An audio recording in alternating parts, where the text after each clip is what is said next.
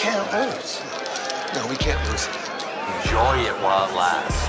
Gambling gods, fickle bunch. Oh, yeah. So easily We affected. have a shooter and a good one coming out for a new point. Get your bets down, ladies and gentlemen. He's a rolling point is 9, place 9. 9 a winner. Got a hot hand. Place your bets, ladies and gentlemen. They bet on absolutely anything. Don't make them prove it. Colleen, do you think they kick the field goal or throw the Hail Mary? Probably kick the field goal, yeah. You're tuned in to Gambling with Good JuJu. Welcome in, everybody, to Gambling with Good JuJu, the show with more jazz than New Orleans on a Saturday night. Don't forget to like, follow, subscribe, check out our merch shop, and spread the word if you don't mind. We're on the socials at Good JuJu Bets, and you can access all our content via our website, goodjujubets.net. I am beyond excited for the show today. We're going to be talking with Colleen Kane, Bears beat reporter for the Chicago Tribune. We've had a couple of debates this NFL season that need resolved. And our Bears, they are an intriguing organization right now, even if Kurt doesn't believe me. So let's hear from someone who knows the team, what they might be thinking as an organization moving forward, and just get a little bit more insight on the season. Well, I'm super excited for this interview. I think it's going to be awesome. I can't wait to meet Colleen. Agreed. Yeah. All right. I like this buzzword. It makes me feel happy. The sports equinox. Yeah. So is that a day? For those unaware, Oh, okay. the season of all sports is upon us. The MLB World Series, NBA opening week. We had 16 NHL games on Tuesday. Mid-season NFL, NCAA football action, and not to mention, my Illini face Kansas this Sunday in a preseason basketball exhibition. Wow. So, for today, we're going to do something a little different.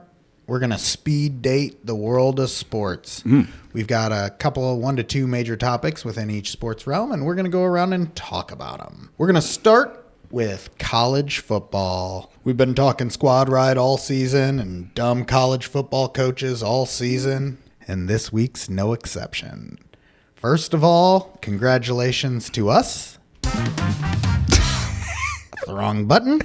It's also the wrong button. We won! Squad ride, we won! The money is mine! The losing streak ends at 3 games. Our squad ride moves to 4 and 5. And once again, hope springs eternal. Yeah, what a snoozer. It was awesome. We cruised. I think they hit the over themselves. And the other team didn't score, right? The whole game? What? Yes, Yeah. I think. Yeah. Yeah, it was unbelievable. They absolutely rolled. So thank you to Ralph Michaels. Once again, you can follow him at CalSportsLV on the Twitters. And shout out SMU Yeah. for getting it done. Love no sweats. Yeah. It was Boring. nice. Yeah. All right. This week, we're going to go with a podcast, the Hit the Books podcast with Joey Knish and Brad Powers. You can find them at Hit the Books at Joey Knish 22. And we've already shouted out Brad Powers, so I'm not going to redo that one. But they are rolling with North Texas plus 7.5 versus Memphis. You can get that on Caesars minus 110. I think some of you guys were on Barstool as well. It's out there. It's available. Mean green. Mean green. Yeah, we were rooting for Memphis last week with riding with our guy Corby. And now this week, Now we're going against them. now we're going against them. It's funny how that gambling thing works. One single topic on college football that I want to get to. We had the lowest total in NCAA football history. Minnesota, Iowa closing 30.5, and there were so many storylines around that game. First of all, Minnesota won 12-10. So yes, the over did not come close in the lowest college football game to ever close. I had Minnesota plus 3.5, so I sharp. was happy. Kurt, you were ranting at the end of that game, and I have no idea why because I didn't actually see it. So what happened at the end of that game? Oh, the illegal fair catch that nobody's ever heard of. So Iowa returns a punt for a touchdown to win the game. Did he wave his arms? No. He what did he- pointed. He pointed. So he pointed to his teammates and said, "Get out of the way. Don't touch the ball." And they didn't throw a flag. Yeah. They didn't throw a flag. They didn't stop the play. Ball hits the ground. He picks it up, does a spin move, breaks 2 tackles, runs 60 yards all the way across the field for a Absolutely touchdown. beautiful return. Was unbelievable return. How much time left? Who cares? 5 seconds. It was the end It of was the the game. end of the game. So That matters. Yeah, I mean, but also nobody scored the whole I didn't game. know if you guys were talking about something that happened 6 minutes to no, go. no, no, right. no, No, no. yeah. It was the game winner. So here's the deal. They go to review if he steps out of bounds. If he stepped out of bounds, they went to review. It was close. He obviously did not. He did not step out of bounds. So they go to review. Did he step out of bounds? No. They come back after review and call this rule that nobody's ever heard of, which was he made an illegal fair catch signal. Is that what it is? Something like that. It's like an illegal fair catch. Yeah. So not that he fair caught and ran, Right. but he illegally made a fair catch motion. Yeah. People do that all the time, telling their players to watch out and get out of the way. Exactly. And so they called it back. It's something you got to see. It's crazy. And then you got everybody going to the the NCAA rule book and Right. Dig it up. blah, Blah, blah, blah, blah. yeah. Yeah. If he had completed that and they had won, the over still wouldn't have hit. Not a chance. That's hilarious. Not a chance. But Iowa would have won. So you're paying attention to this whole storyline. And it Yeah. is a good one. It's And fascinating. you're absolutely right. But in my opinion, you missed the massive storyline sitting around this game. Are you familiar with the Iowa coaching staff? Kirk Ferentz is the head coach. Do you know who the offensive coordinator is? I don't. It's his son, Brian Ferentz. Okay. Are you familiar with the Iowa offense having gambled the last few years? Oh, they're terrible. Absolutely terrible. What if I told you Are we saying nepotism here? that it's so bad that Brian Ferentz had it put into his contract this year that if they don't average 25 points per game for the season by any means necessary, doesn't have to be the offense, even though he's the offensive coordinator, but if they average 25 points per game, don't average 25 points a game, he gets fired. It's in his contract for this year. He's He done. knows after that game, he's 14% off the pace and now has to average 34 points per No game way. the rest of the way in order to not There's be no fired. way. What are His the dad's odds? the boss, Iowa, yeah. and they do not have easy defenses coming up on their schedule. Can I ask you a quick question? Because you're the college football guy. I'm watching the end of the game, and I'm watching Iowa play, right? Yeah. And I'm like, how does this team get? They're known as like tight end university, right? And they Right. always have good defensive players getting drafted. They always have a good defense, and they're always in the top 25. How can they not get a quarterback or any wide receivers? How? They put no emphasis behind their offense. Their staff, their game plan, everything is built around their defense. It's unbelievably short-sighted. Kirk Ferentz is spiting his own legacy, and in the long run, when Brian Ferentz gets fired from this job after this year, has he really helped Brian Ferentz's career? I mean, who's going to hire the dude who's so bad his dad couldn't keep him on staff, who only had the job in the first place because of his dad? Yeah. I bet he got a nice little check out of it, though. If he had hired a real offensive Yeah. coordinator and then put Brian Ferentz in a role underneath that offensive coordinator for To him to learn. learn from, Yeah. and had actually understood in his own brain how you get smart at something, but instead of just pure blind nepotism, You'll it's figure it out, kid. unbelievable. Here's a big fat check. All right, we're moving on. We're going to MLB. Oh, boy. Let's hear the rant, Yeah, Pete. the old-timey radio guy announcement. Welcome in, everybody, to the second most unappealing matchup in World Series history. You don't really have to do it that way. That's how bad this is. This is, according to gambling, the second least most appealing, the longest odds, I believe it is. Second longest odds after the 91 World Series. Oh, really? Yeah. Who's the favorite? That was Twins Braves.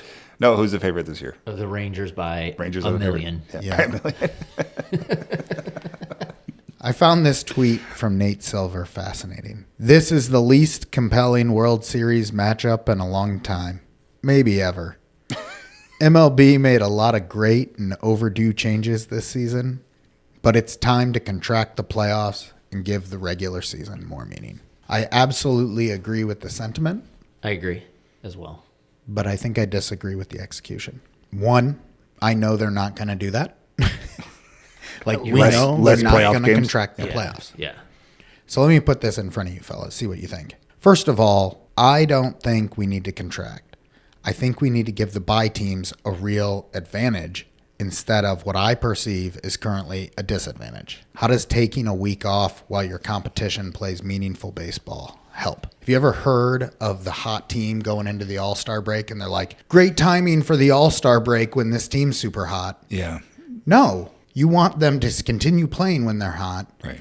All-Star break is famous for people coming out looking differently after the All-Star break than they do before. This isn't the NFL where rest helps. I agree. Yeah, get healthy. 100%. Yeah. NFL teams with a bye in the divisional round win 74% of the time. After 2 years, MLB teams with a bye in the divisional round are 38%. Small sample size. I know. I get it. But I don't understand what the advantage is supposed to be for the teams with the bye other than the obvious you run the risk of losing. Sure. I think at the end of the day, the team that has to go in, play a 3-game series, you still get a couple days rest after that, comes out of that round more prepared for that next series than the team who spent a week not playing baseball. So there are 2 steps that I think would give more weight to teams on a bye. 1, the wild card round returns to a single elimination. You like give it. them 1 game. You don't give them 3 games to figure out flow, get used to the postseason, things like that. They travel, they play 1 game, and then they travel again. And then there's 2 less days off. And then the divisional rounds move it to a 7-game series. You want these regular seasons and these long periods of time to determine who the best teams are. Yet when we get to the postseason, suddenly we're like, no, 3 games, that's good enough. 5 games, that's good enough. Why don't we take the 3-game series in the wild card round and turn it to a 1-game series and then flip the divisional round to a 7-game series? I like it. I like it too. I just thought of this too. Might even throw in, if we really want to get frisky, make both the wild card teams go to the ballpark of who they're going to play and play there. So they both have a road game. That might be an advantage for them then. So then now they're getting comfortable in the ballpark, though, that they're going to be playing in. Yeah, you be don't want to give advantage them for that them. comfortable. Yeah, Nope. don't want to know where the popcorn Let's machine is. go make them play at the furthest destination away in a neutral site. The other side of the country. Yeah. Interesting. We could build a stadium in Alaska. All the wild card teams meet in Alaska, play there, outdoor stadium, and then they travel. That is truly giving. You got to fix this. You can't have 38% win percentages. And I know that's low, but this isn't fun. No. I don't care about the Diamondbacks in the World Series. You and I were talking before the podcast. I like Corbin Carroll a lot. Put it out there. He's a fantastic player. It's weird that he's potentially the best player on the World Series winning team. That's weird to me. This time last year, unless you were collecting baseball cards, you probably didn't know who Corbin Carroll was. Yeah, I still don't know who he is. Exactly. Right. I mean, you at the same time though, you can't take anything away from the Diamondbacks. They went in and beat Milwaukee on the road. They went in and beat the Dodgers on the road, and then they went in and beat the Phillies on the road. I'm not. I'm saying the system's broken. Yeah. And that's fine. I think you're saying they didn't even deserve to be there, right? No. I mean, maybe, but I think it should have been far harder for them to be here. Yeah. I'm kind of at a, I'm rooting for Bruce Bochy, the manager of the Rangers, because he was manager of the Giants. So I'm hoping Boch wins his 4th ring. However, there's part of me that's kind of like, and the Diamondbacks are in my division. It would kind of be like the Brewers or the Pirates winning the World Series. Yeah. For you guys as Cubs fans, but there's a soft spot in me that's kind of like, this team reminds me a lot of those crappy Giants teams that won the World Series. I hated all those World Series teams too. I know. God, They were terrible. Mediocre, bad offenses winning World Series. Yeah, they were 'cause their terrible. Pitching gets hot at the right time. Yeah. All right, so you think the Rangers are going to win, though, right? The Rangers should smoke I've them. got a ticket on the Rangers. Obviously, I think they are as well. Same. Neat. All right, NHL's putting out 16 games on NBA's opening night. I thought that was somewhat brilliant. Yeah. I don't remember them doing that before, and I was like, holy crap, every team is playing. It was fun. I went ahead and I tailed Josh Covers. You guys should give him a follow. He's a great follow. He's a smart hockey guy. He bet on every single game. Oh, jeez. And had a thread for it. And I tailed every single play at worse prices than he got Oh. because I did it after. Sides and totals. It wasn't a winner. Not a winner. That's okay, though. It was a fun thing. It wasn't a big deal. Like, Yeah. I didn't lose much yesterday. He's going to make it back for me quickly because he's good. So Awesome. So that being said, I've been tailing him. I've been tailing Matty Chucks. I've been tailing Arvis. But you guys were the ones telling me you're getting pretty darn hot with the shots on goal. And so I was asking you guys what you were doing. And if you wouldn't mind just sharing with the audience what your current NHL style is looking like real quick. Yeah. Well, as we talked about a couple weeks ago, I'm still just kind of sticking to the crazy ninja odds and the Odd Shopper free page. And they give out a lot of NHL. Are the markets all over the place you're playing, or are you finding a lot of value coming out of those tools? It seems like the majority of the value I'm finding is first period overs specifically on FanDuel. Shout out FanDuel, future sponsor of the show. And then, of course, the player props are all like shots on goals and points. And a lot of unders specifically. And it's going well. It's going quite well. Yeah, absolutely. So we're going to keep talking about Crazy Ninja Mike and the Odd Shopper tools we move forward, because that seems to be becoming your primary means of gambling right now. Yep. Okay. More than 50%. All right. Then we're going to continue to hit that topic as we move forward. Kurt, what about you? What have you been doing? I play all of Josh's plays, including his show on covers. And then I play Cheddar's shot on goal prop sheet and goalie prop sheet. Did you play the entire thread? All the card. Yep. You played that same played the thread same I did? Thread, yep. Yeah. Every play. I only played one, so like some games he had multiple plays. I Okay. just picked whichever one looked most fun to me. Oh, yes. I just wanted one bet on every game. That was his first losing day. Of course. really? But, weird when you force yourself to bet on every single 16 game games. that it doesn't go as well. That's He did, weird. but he does it every time he puts a full sheet out. For every game. Yeah, he's been crushing it. For That's me. wild. Yeah, good for him. And Shout out. Chatter's crushing it as well. Yeah, he's always crushing it. His go-to is the saves, He right? does the goalie saves, and then the shot on goal props. I'll tell you, shout out Top Cheddar. It was less than 2 years ago when I started following him. Yeah. And I remember he had less than 5,000 followers. That guy's over 70,000 now. Yeah, good for him. I mean, he's Incredible. blown up. Put in work. The crazy thing is, it's weird. I go to play his sheets, right? And I don't get them till like 3 hours after he puts them out. I find him in my Twitter feed, and I'm like, oh, when did this come out?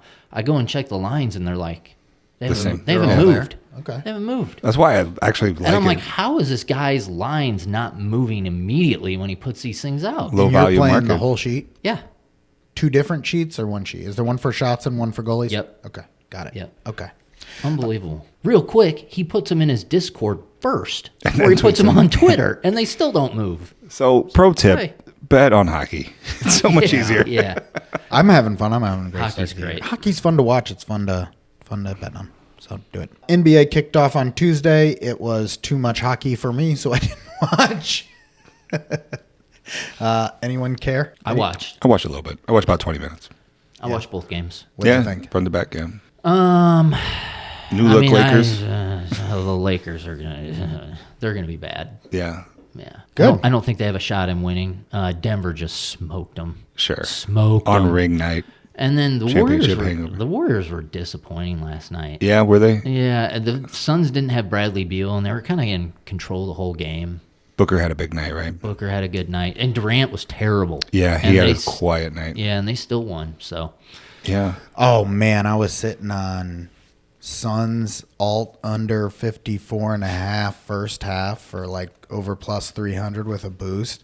And they were sitting on like 30 points at like 7 minutes to go in the second quarter.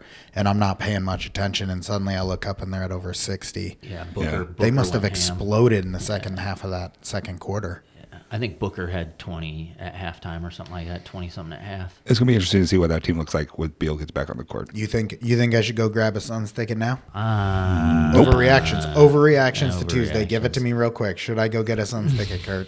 No. No? I've got a Celtics ticket. That's it. Okay, Good for that's you. all I have right Good for now you. as well. Just a That's Celtics ticket. How Great. God intended it. Okay, well, we talked a lot of NBA last week, so we'll move on. Yeah, cool. Because there's one topic that we do have to get to before our interview with Colleen Kane. Pick to click. It's a problem. First of all, I'm going to absolve Wow, good grief. Juice and Skeeter. Shout out to Juice and Skeeter. You're both doing a very fine, very admirable job. Thank you. The rest of us are terrible. Like, downright terrible. You don't get to absolve yourself from this, Kurt. You've won one bet. I get it. Nice job. You're going for long odds. You're still terrible. You're not as terrible as me, though. So don't feel too bad. Don't feel too bad. He looks offended. You're not as terrible as me. The only saving grace for me is that our benchmark is worse. By 0.4 of a point or whatever. The benchmark is worse than you specifically. Is that what you're saying? Yeah. We're down almost 9 units as a group on the season. That's hilarious. That's pretty bad. Lisa and I, unfortunately, have combined to be down over 10 units. So, Lisa, we're going to have to get a little work there a little bit. We're going to have to hit the lab a little harder. Kurt, is your strategy to continue firing off long shots? Mm-hmm. Yeah. So mine's going to get 100 points longer every week. So I try to break even. I went 440 last week. I'm going to look for a 550 this week because that'll get me back to even. And then if I don't hit it next week, I'm going to go with a 650 and I'm just going to keep getting longer until I hit one, which I'm probably going to end up 1 in 19. May not happen. Yeah. You guys have any, next year? I mean, because obviously the win-loss records are a little skewed, right? Because I'm taking plus 400 every week. No, it's fine. It's where you are at the end of the year. Okay. I'm not berating you. I'm making fun of you because you're down over 2 units and you won last year. But I'm not making fun of you because I'm worse than you. Yeah. Last year I was playing just strictly minus 110s. Yeah. It's weird that we both have hit a really cold streak after we kept playing alts where our regular lines would have hit. Yes. Between the two of us, I think we had 4 or 5 bets over a 3-week period that would have cashed. That would have probably helped the group number quite a bit. Strategery. Ouch. But now it's over. Now what am I going to do? Hopefully hit 5 minus 110s in a row? Plus they're fun. They're fun to play these crazy things, right? Yeah.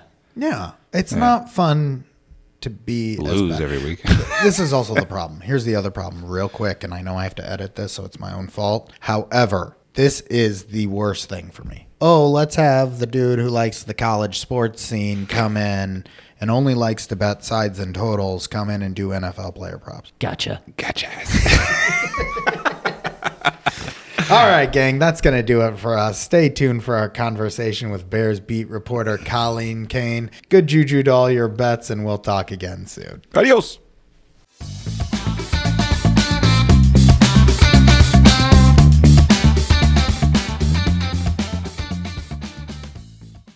We welcome in Chicago Tribune Bears beat reporter and friend of the show, Colleen Kane. Colleen, thank you so much for taking the time to talk with us. I asked you to come on and chat with us a few weeks ago when the Bears were 0-4 or something along those lines. Our pitchforks were out at this table. We had already given up. We had certain thoughts about what we were going to do moving forward. Things have changed maybe a little bit in the last few weeks. Are you seeing, hearing, feeling anything that should make us now feel differently about this team's trajectory moving forward? Well, okay, so I guess I kind of need to know what your thoughts were exactly. Are you talking coaching wise or quarterback wise? Coming, those are the two major themes of this conversation. Yes, obviously. Coming into the season, we were loud and proud that we finally had a better quarterback than the Green Bay Packers for the first time in our entire lives. Mm-hmm. We didn't know what to expect from the coaching staff. I think that's fair to say. This is year 2, isn't it? Right. Yeah. Mm-hmm. But year 3 of Fields, we had high expectations. And we know the lines and we know the win totals and the expectations there. But you can still see growth and hope even in growing seasons. I'm trying to be diplomatic here for you.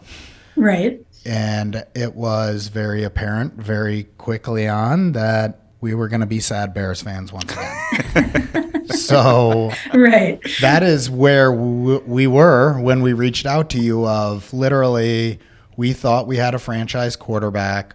We were hopeful for the team. We expected growth off of last year, and it feels worse than it did last year. Yeah. Yeah. It did for 4 weeks for sure.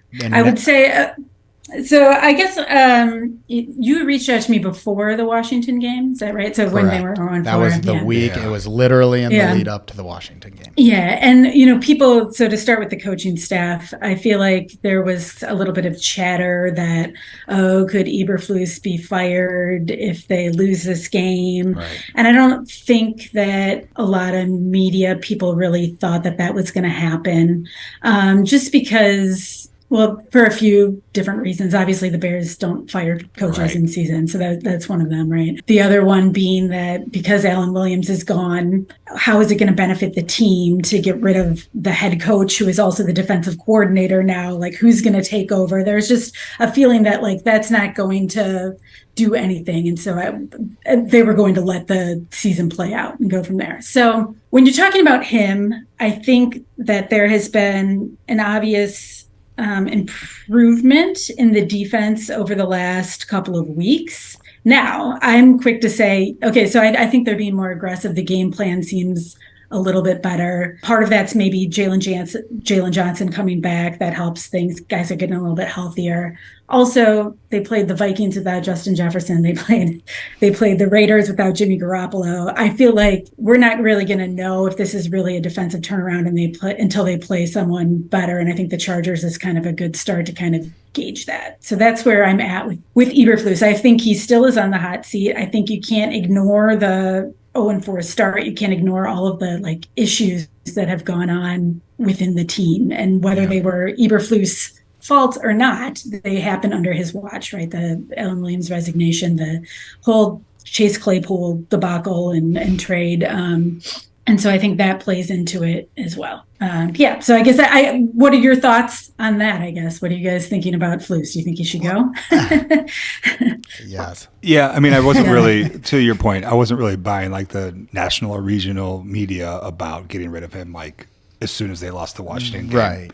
That felt like fake news for sure. I sit at 0-4 when I reach out to you, and all I can think is, I can't believe I'm walking into week 5 already hoping the Bears lose so that we can get another high draft pick. And even if the rational conscious part of me is sitting there going, well, this is over already, it just made me sad at this point to again sit here and watch Jordan Love shred the Bears while Fields was ineffective.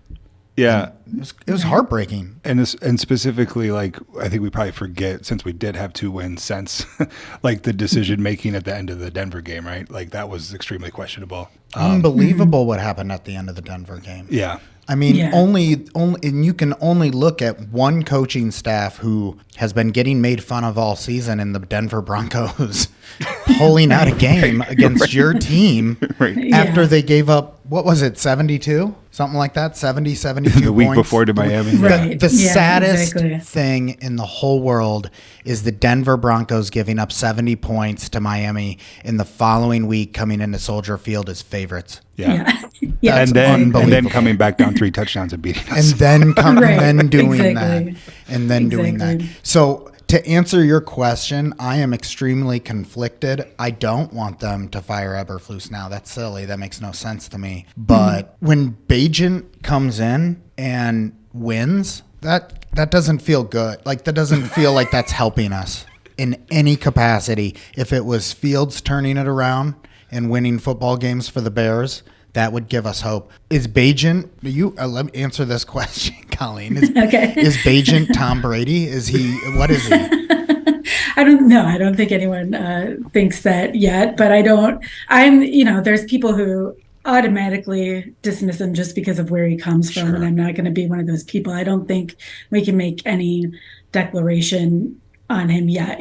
Obviously the game plan on Sunday was short passes and a lot of running game, and he handled it very well, and he was composed, and from everything the players are saying, he commanded the huddle really well. You could see him making decisions and being aware of the pressure around him in ways that sometimes you're Fields doesn't always have that, right? There's just some strengths that are there that were obvious. Yeah. But he threw for 162 yards. Right. He threw a lot of screen passes and short passes, and they ran really well. So I don't think we know yet.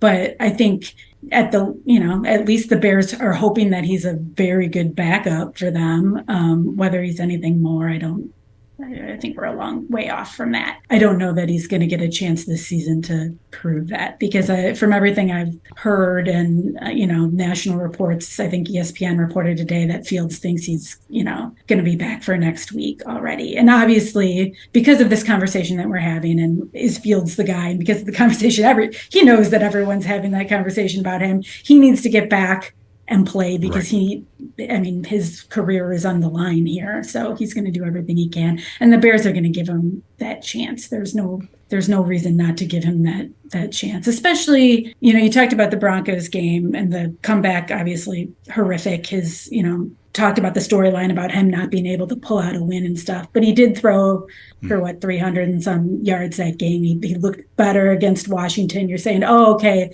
maybe he's building some momentum here. And then the Vikings game, he looked bad again. But there was a little bit of evidence there, even if it was against bad teams, that maybe something is starting to click. So I think that, maybe, and I don't know how the thumb is going to affect him when he comes back. But if you're looking for a sliver of hope, I guess maybe it's those two, that he was maybe starting to build something before he got hurt.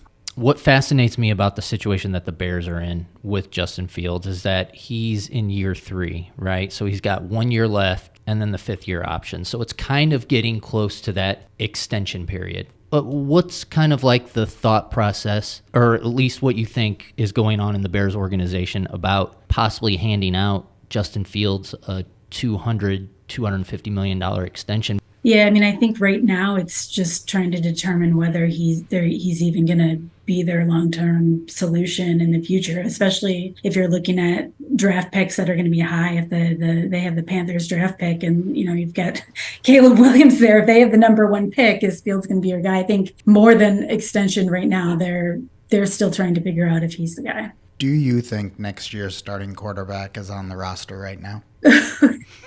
I have no idea. Nobody has any idea. You don't have a guess. It's fine. No. You don't have to make a guess. All right. I had to ask, Colleen. I don't think anybody knows. So that's what So as a Bears fan, at least it's interesting, right?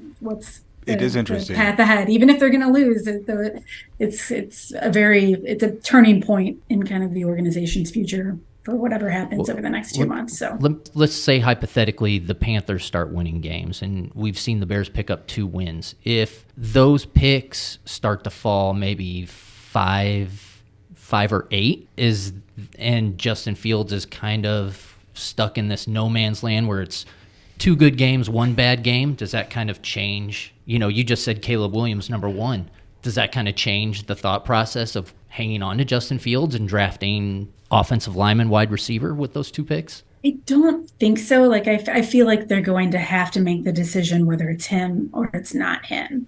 And if it's not him, they're going to try to put together a package to get, if it's not Williams, it's Drake May, or, Yeah. So I feel like they're going to make the decision whether to move on from him or not. That's just kind of my feeling. I guess I can't say that 100%, but to me, if he's still in this up and down, I don't think they're going to extend it like Mitch Trubisky and just keep trying to ride it as far as they can. I feel like Poles is going to move on. Yeah. So we'll see. I apologize. I've been sitting here. You broke my brain, Kurt. That's such a worst case scenario of epic proportions. That both those picks. If we just stay stuck in no man's land with Fields and our 2 picks continue to slip as the season goes along, you bring that up and my heart just starts to sink like a rock. That's how I'm feeling right now, Colleen. That's why when I try to explain my emotions to you as I'm going through and you're asking me about it, Eberflus and all that, it's like I don't know how to feel because I feel a little bit broken inside.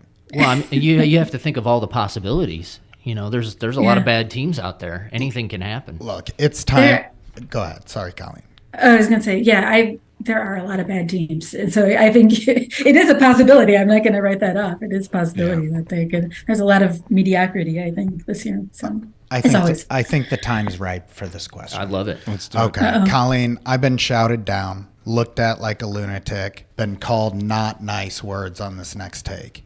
Yet I have seen nothing to suggest it wouldn't work. Why not, if we have 2 very high draft picks, take 2 quarterbacks, put them in camp, let them fight it out, and then trade off the loser? 40 years, Colleen. I'm 40 years without a starting quarterback. Tell me why that's crazy. I mean, like, I see why you say that. It's just crazy because you need other people around the quarterback, as we all know. It's crazy because it would take a general manager admitting a degree of uncertainty, right? Yeah. Is that the single biggest issue here? Is vanity? Oh, yeah, for sure. Well, yeah. And like, yeah, how do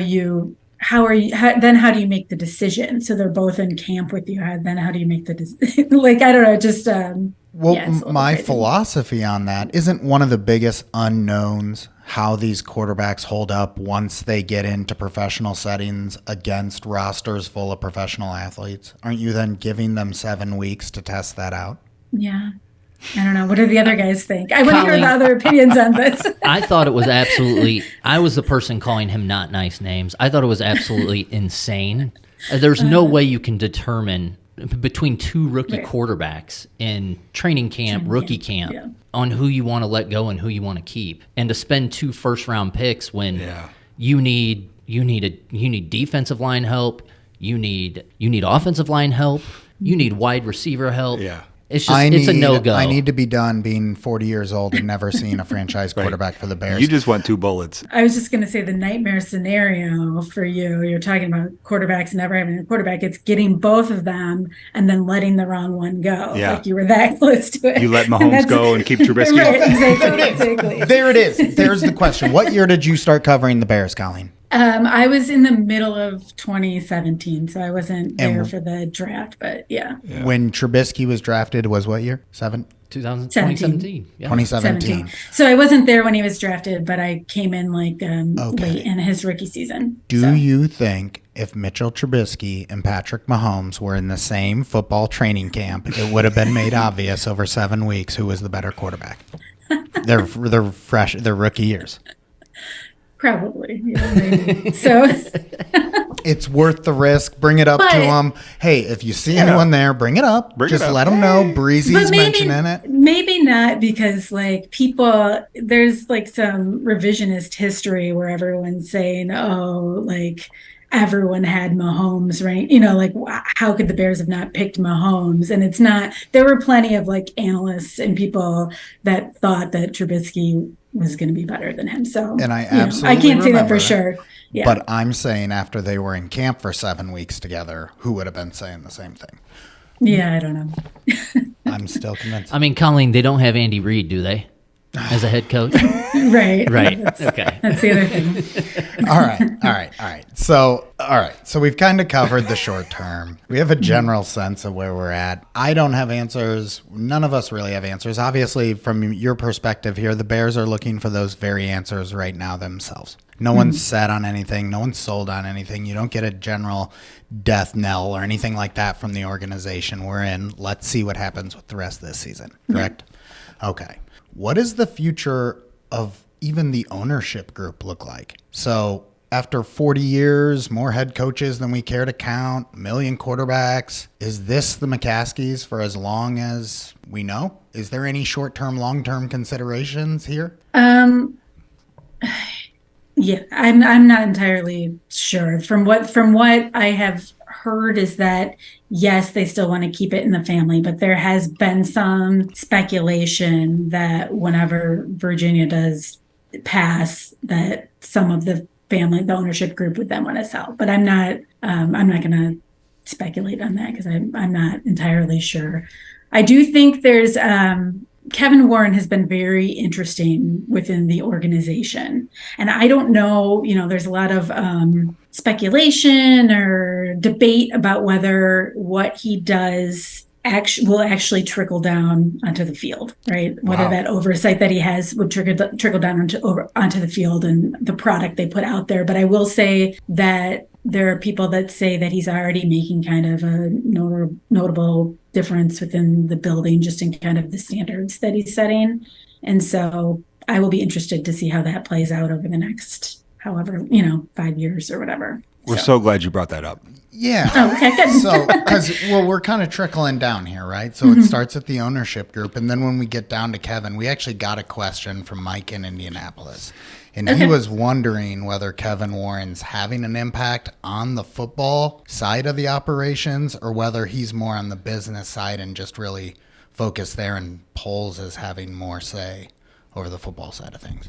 Yeah, I think it's probably too soon to tell whether he's having an impact on the football side of things, because I feel like it's going to be his kind of oversight of Poles and Poles' decisions moving forward that are kind of is where it might show up. But I don't know that we've really gotten to that point yet. So I can't say that for sure. I do. There has been talk about like some of the standards that he'd set and just kind of little changes he's made. Well, one that just like randomly affects us, but the press box food at Soldier Field has been the worst press. This is dumb, but it's something that you're like, Kevin Warren did this? Like, if he did this, what else is he doing? But it has been the worst food of all press boxes in every stadium, like just terrible. And this year he comes in and changes it, and it's like one of the better ones that we've been. And we're like, how does this happen? How do you go decades with such bad food? And then he's just like, let's make this happen. And then suddenly it's better. And I think it's probably his doing. So yeah, I don't know. That's hilarious. Yeah. So he's making his reporters better. He is happier, feeding us better. Yeah. We need to know what he's going to do. So let me ask this then. Would you say that the hot seat applies to Ryan Poles in the same way it does to Eberflus and Fields? No, I don't think so. You think his job is more secure right now? Yeah, I think so. I think you have to give him a little more time. Yeah. And I think you have to give him, if they decide that Fields, isn't the guy, the chance to pick his own quarterback. So yeah, I think I would be shocked probably if that happened, if he was out. So Colleen, this is kind of a Bears question and just an NFL question in general. I'm kind of the odd man out between the three of us. I'm a diehard 49ers fan. And since I've been a Niners fan, I've seen so much dysfunction within our organization, just from bad hires from the top all the way down. And, one of the things I find fascinating is when the 49ers have been successful, they've had the hierarchy in place. So GM, solid, head coach, solid, working together. And that has translated to success for them, as you see it now with Shanahan and Lynch. Why is it so difficult? If you look at the Bears' history, and they belong in a category with a lot of NFL teams. Why is it so difficult to get a top-notch hierarchy from the top down? Well, I can tell you what the narrative is, and I think I agree with it. It's just, in that you had Ted Phillips, who was, he takes exception to saying that he's not a football guy because he's obviously worked for a football team for decades, right? So I understand him taking exception to that. But he's a guy that notes that he's not, he's not making football decisions. He's more a business operations kind of guy. And he's the one at the top of that hierarchy with George McCaskey, right? And who also notes publicly that he's not, he's not a football guy. And so I think the narrative obviously is that that's where it starts, is that they haven't had the right people in place to pick the GM, who then doesn't have enough oversight. And this was something that was talked about a lot in the Ryan Pace era, was that he didn't have the right oversight of him making the right decisions. And that, that leads to him picking Mitch Trubisky over Mahomes, or, not checking out Deshaun Watson, which now, to me, that was a good decision. But at the time, you still need to explore him more. Right. So because he didn't have the right person over him, the decision, it trickled down. And so I think that is, you have to have the right person at the very top, and the Bears haven't had that. But I think that they hope, and like we were talking about before, that maybe Kevin Warren is more of a person to lead them in that way. I guess we will see, though. I don't know for sure if that's true. You sound somewhat optimistic, though, just in your tone. Yeah, I just I've heard a lot of good things about, I think good things about his leadership and his attention to detail and things like that. And I know that he was a little bit controversial among people in the Big Ten, but I was just about to say, I follow the Big Ten religiously, Colleen. He's a divisive figure over there. Yeah, I know he is.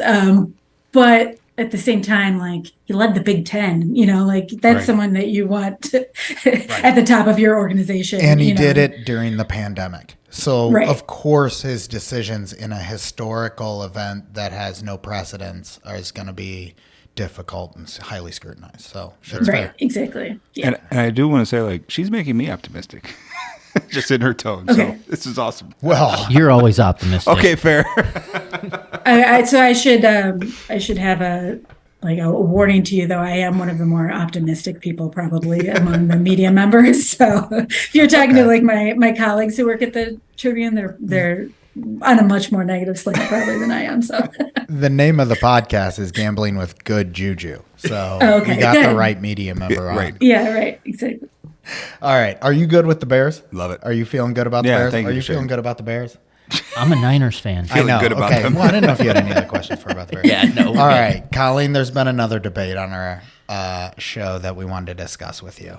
Okay. A few weeks back, with the Rams losing to the Niners by 10 on the last play of the game, Sean McVay kicked a field goal. Now, obviously, he was trying to get the score closer to make the result look less bad. Mm-hmm. However, I'm not going to ask you to say what was Sean McVay thinking there. Mm-hmm. But in general, do you think coaches care about their team's spread number? Or do you think because that game was 7.5 points, he was just kicking it to make it look as close as possible? Or was he kicking it to get inside that number? I don't know. And I really haven't. This is not really a question that I've thought about much.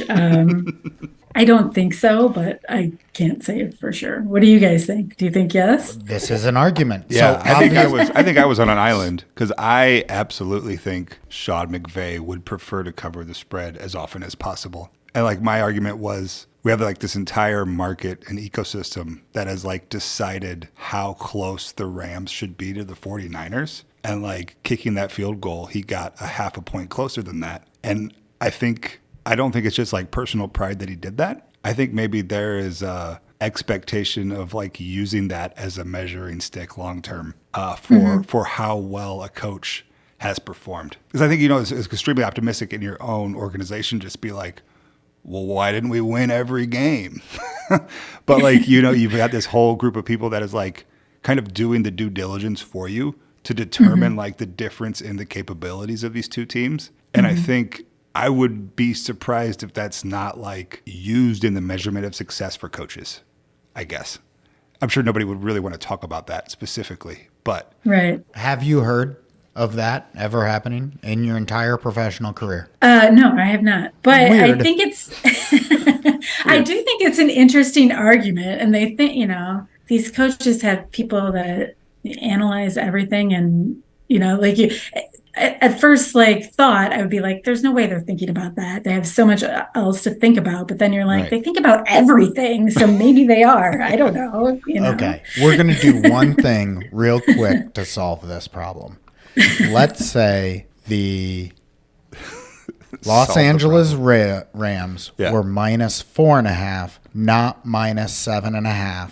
They're in the exact same place on the field. Do you think in that exact same scenario, RJ, they kick that field goal or they throw a Hail Mary? And then they throw a Hail Mary. Kurt, do you think they kick that field goal or throw a Hail Mary? Kick the field goal. I think they kick the field goal. Colleen, do you think they kick the field goal or throw the Hail Mary? Probably kick the field goal, yeah. All right. Well, I hope it happens so we can all put this one to bed. All right. Real quick here. Upcoming rule changes. You want to ask this one? By chance, did you see the ending of that Steelers-Rams game? I didn't. No. You didn't? Mm-mm. So the end of that game, I found very fascinating, and this is more of a rule change. Actually, I've got two on the rule change. But in the end of the Rams-Steelers game, it was 4th and 1. There was like 2 minutes and 15 seconds left, and the Steelers had the ball. They went for a quarterback sneak, and the refs gave them a very favorable spot for a first down. But it was before the 2-minute warning, and the Rams were out of timeouts.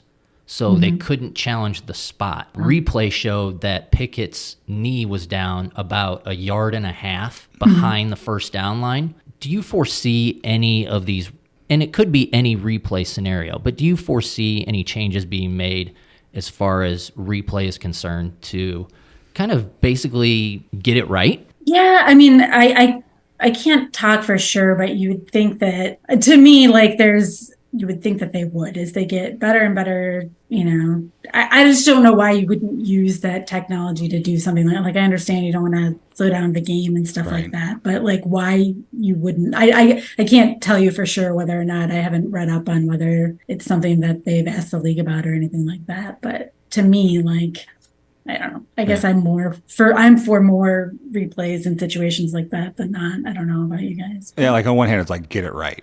Like, that's why we're all here, right? To get this thing right. But then on the other hand, it's like, momentum in the game and the flow. And, we don't want the games to last 5 hours. And we don't have to get every call right. I get that. But something like that where it's like a spot and it's so clear, you're like. And it's deciding the game. And how quickly could could be done quickly, right? Yeah, I don't know. I always think it's going to take like something huge to happen, whether it's in NFC Championship game, the Super Bowl, and they just totally botch something. And it's like the pass interference call a couple years ago, right? In the Rams-Saints game. Yeah. But they still haven't made any changes for that. Oh, really? No. There's no review for pass interference or anything like that, is there? I don't think so.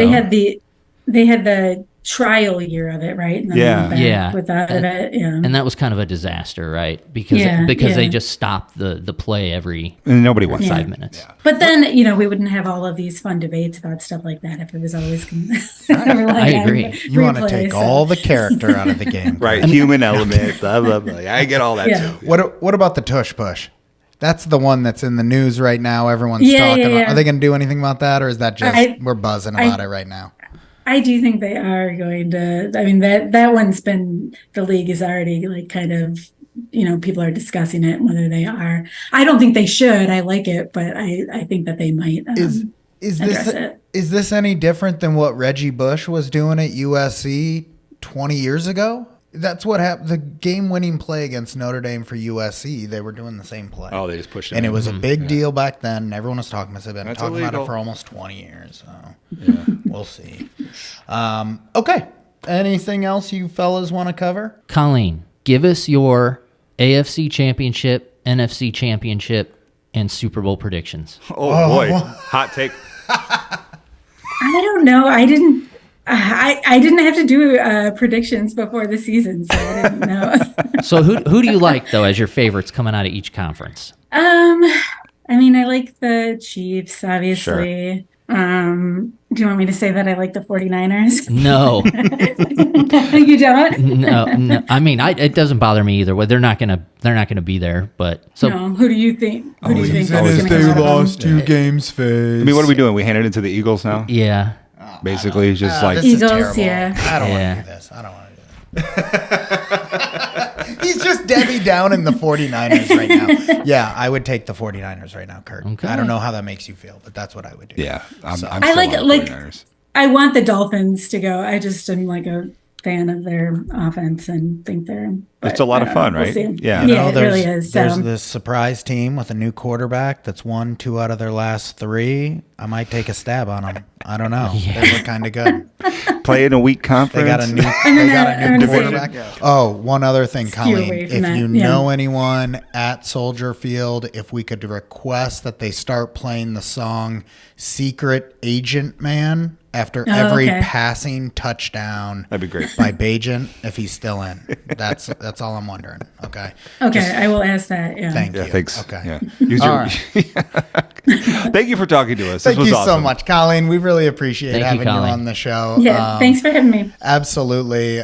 You guys can find Colleen on Twitter or through the Chicago Tribune. Colleen, what's your Twitter handle? At Shy Trib Kane. Okay, and you can get all our Fantastic. content and more at the Chicago Tribune. Colleen, thank you very much for joining us, and have a great rest of your day. Yeah, and go All right, Bears. thanks, guys.